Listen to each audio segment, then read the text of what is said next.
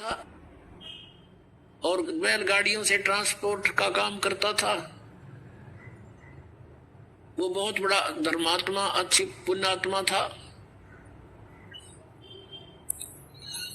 और उसके घर पे एक साधु रहता था, भक्त साधु, लाल कपड़े यानी संत वेशभूषा में। और वो किसान उसकी बहुत मदद करता था, बहुत सेवा करता था। अपने घर पर रख लिया उसको। वो कहीं बाहर देखा तो उसको घर ले आए कि महाराज हमारा पुण्य हो जाएगा, आपकी भक्ति बढ़ जाएगी, आपको तो 2 रोटी चाहिए, हमें सेवा संत की मिल जाएगी। साधु सेवक था वो किसान। उसने अपने घर पे एक चौबारा बना रखा था, उस पर छोड़ दिया उस महात्मा को संत जानकर। वो खावा अपना बढ़िया रोटी और दरवाजा बंद करके कुंडी ला कर न्यू कमन बोलियो मत शाम तक, और खा कर सो जा। अच्छा बढ़िया माल उस किसान का। और एक दिन उसकी मृत्यु होनी थी, वो तो 2, 4, 10 साल में उसकी मृत्यु होगी। वो उस किसान का ही बैल उत्पन्न हो गया, उस बैल बनकर किसान का वो जो खाया था वो तो देना ही था उसने। वो बैल बनकर वहीं आ गया, किसी के जन्म दिया, किसान के गाय के और बैल के योग हो गया। 4-5 साल में वो किसान ने उसमें गाड़ी में जोत रखा और वो जा रहा था। जैसे पुणात्मा परमेश्वर कबीर देव जी की महिमा चारों वेद बताते हैं। वो परमात्मा अपने सतलोक में रहता है, वहां से गति करके नीचे पृथ्वी पर आता है, अच्छी आत्माओं को मिलता है, उनको ज्ञान देता है। उस ज्ञान से परिचित वो पुण्यात्माएं फिर परमेश्वर की महिमा का गुणगान करते हैं। उनमें से एक आदरणीय गरीबदास साहिब जी गांव सुरानी, जिला झज्जर वाले थे। ये बेरी गांव का किसान था, जिसके विषय में ये दास बता रहा है कि बेरी गांव है जिला झज्जर में, रोहतक से 20 किलोमीटर होगी लगभग। उस बेरी गांव का वो किसान था और वो कहीं इधर नजफगढ़ की मंडी में, जो पहले पुराने समय की बात है 250 वर्ष पहले, कच्चे रास्ते होते थे। बैलगाड़ी से अपना ट्रांसपोर्ट का काम करता था। यहाँ से कणक ले जाता, वहां से शक्कर भर लाता नजफगढ़ की मंडी से। तो ऐसे वो जाता था प्रतिदिन। अरे उसके पास बैल था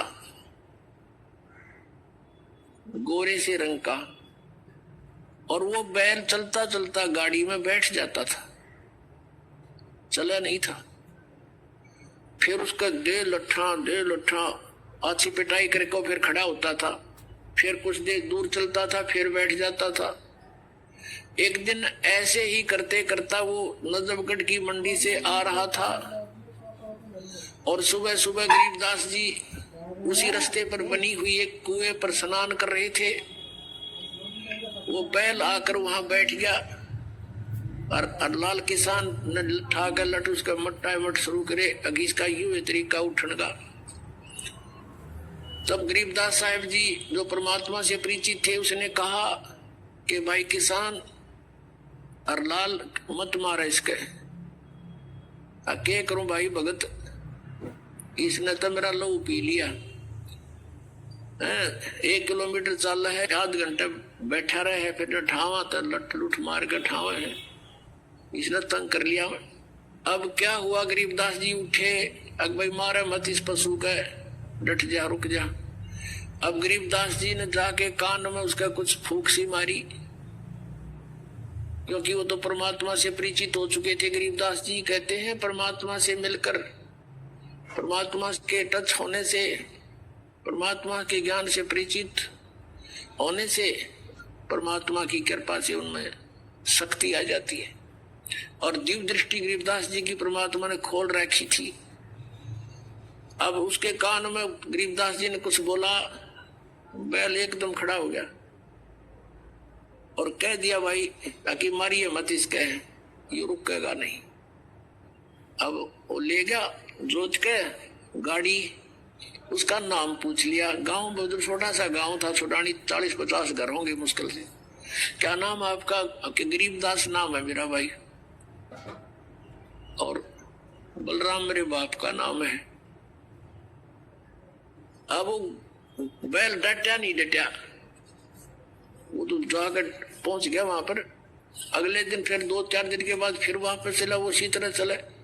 अब सरलाल ने सोचा भाई यू आदमी कौन था, इसने के मंत्र मार दिया इस बैल का, ये तो सिद्ध पुरुष दिखा, कोई साधुओं की भूख उसने थी।